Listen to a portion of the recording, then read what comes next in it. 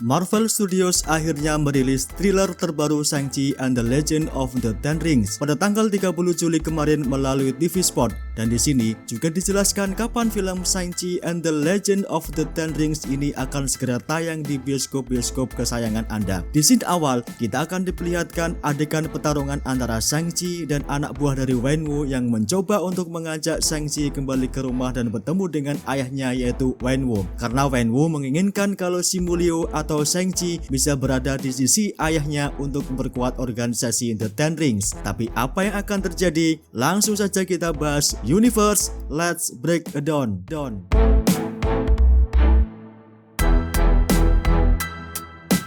Film ini diproduksi oleh Kevin Feige yang langsung memperkenalkan kalau Shang-Chi and the Legend of the Ten Rings ini resmi masuk proyek dari MCU fase keempat sebelum Marvel Studios juga mengumumkan thriller Spider-Man yang terbaru yang berjudul No Way Home. Namun, mungkin karena film itu belum bisa dipastikan kapan tayangnya, maka MCU mengobati para penggemar MCU dengan menayangkan Need Marvel Studios Shang-Chi and the Legend of the Ten Rings melalui TV Spot. Film ini disutradarai oleh Dustin Daniel Cretton dan dibintangi oleh Simu Liu sebagai pemeran karakter Shang-Chi yang didapatkan dari awal pesan bercandanya kepada Marvel yang pada saat itu mengumumkan proyek terbaru Marvel Studios, dan MCU akhirnya memilih Simu Liu sebagai pemeran Shang-Chi. Dalam thriller perdana diperlihatkan kalau Ten Rings ternyata mengalami perubahan dari sumber aslinya. Di komik, Ten Rings ini berupa cincin yang digunakan di jari-jari si pemakainya. Sementara untuk MCU, Marvel Studios memperbarui tampilan The Ten Rings menjadi seperti gelang yang ditempatkan 5 di masing-masing lengan si pemakainya. Perubahan mendasar lainnya adalah karakter Wenwu yang namanya dirubah karena dalam sumber komiknya namanya adalah Zheng Zhu.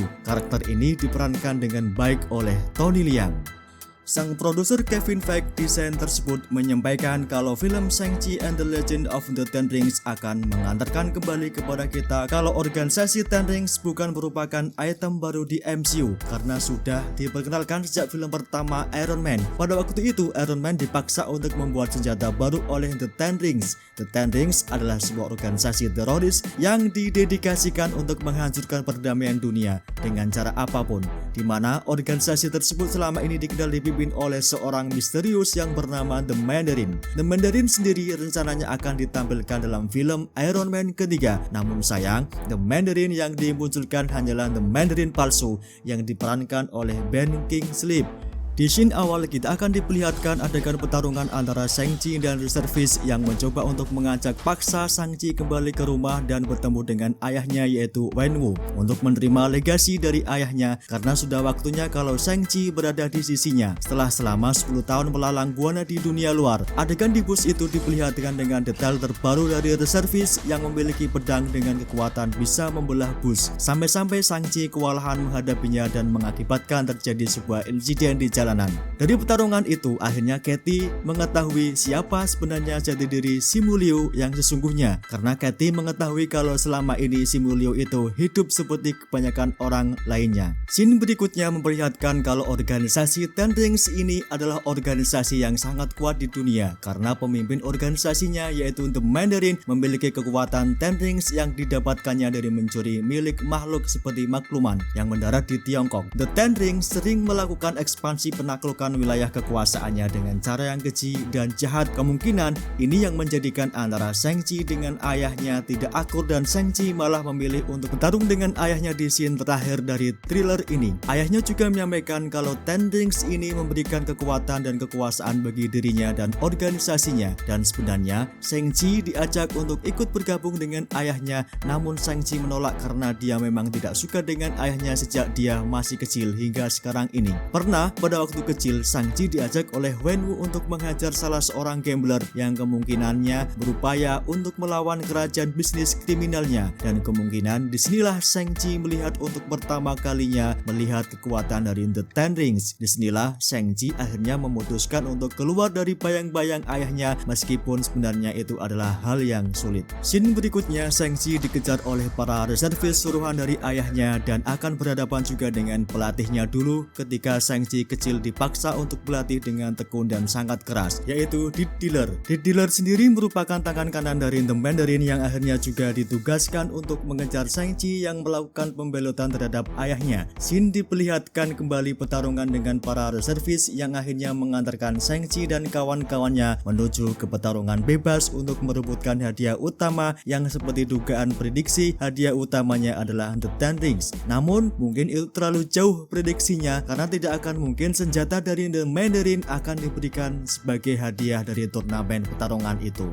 Dari trailer yang sangat terbaru, kalau adegan pertarungan kembali diperlihatkan seperti Katie menanyakan di mana kostummu kepada Shang-Chi dan dijawab dengan khas Amerika. Dalam adegan itu, Shang-Chi berhadapan dengan adiknya yang bernama Shang Ling yang diperankan oleh Alina Zhang. Kebetulan di beberapa scene setelahnya, Shang-Chi akhirnya bertemu dengan sesosok makhluk yang disebut dengan The Great Protector. The Great Protector ini yang akan memberikan kekuatan kepada Shang-Chi untuk bisa mengendalikan The Ten Rings, seperti bisa terbang dan turun dengan apik. Adegan ini biasa disebut dengan adegan superhero landing. Ketika Shang-Chi melakukan superhero landing dari kekuatan Ten Rings-nya, memunculkan cahaya yang berwarna kuning keemasan yang beda dengan yang dimiliki oleh Wenwu yang berwarna biru, yang pada akhirnya juga akan diperlihatkan pertarungan puncak sang ayah dengan anaknya seperti sedang adu tarik-menarik antara rings yang dibawa Wenwu dan Shang-Chi. Berikutnya kita bertemu dengan karakter yang diperankan oleh Michelle Yeoh yang bernama Jiangnan. Nah, dalam thriller ini sepertinya mengungkap kalau Jiangnan merupakan tante atau mungkin bagian dari keluarga besar Shang-Chi yang mengetahui asal-usul orang tua Shang-Chi yang sebenarnya. Jiangnan inilah yang kemungkinan besar akan menjadi mentor untuk Shang-Chi mengungkap semua latar belakang hidupnya dan juga Wenwu dan menjadikan Shang-Chi membelot terhadap ayahnya. Kita kembali diperlihatkan scene terakhir dari pertarungan dua karakter yang sudah pernah muncul di MCU sejauh ini, yaitu Abomination dan Wong. Mereka tentunya juga menginginkan The Ten Rings jatuh ke tangan mereka, walaupun mungkin misi dan keinginan mereka berbeda antara Abomination dan Wong. Di sini juga diperlihatkan sang adik Shang-Chi juga ikut memperebutkan The Ten Rings dan bahkan dia bertarung langsung dengan kakaknya yaitu Shang-Chi. Tidak menutup kemungkinan dari turnamen pertarungan bela diri tersebut karena adanya dorongan kuat untuk bisa menguasai The Ten Rings karena kekuatannya mampu memberikan kekuatan yang luar biasa dan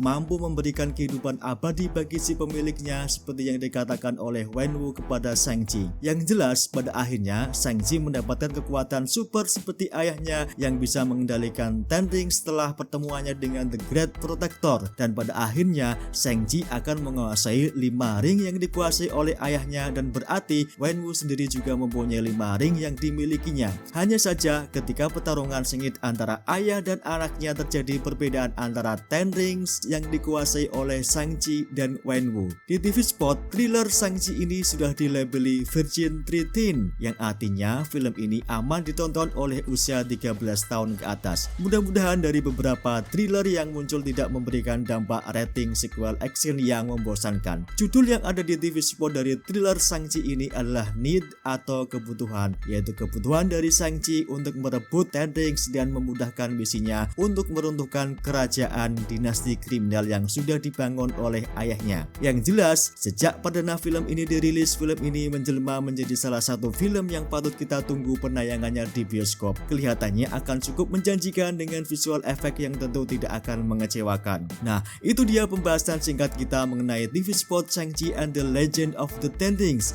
yang akan tayang segera di bulan September nanti. Terima kasih bagi kalian yang sudah menonton sampai akhir. Jangan lupa yang belum langganan untuk subscribe channel ini. Sampai jumpa, see you next time.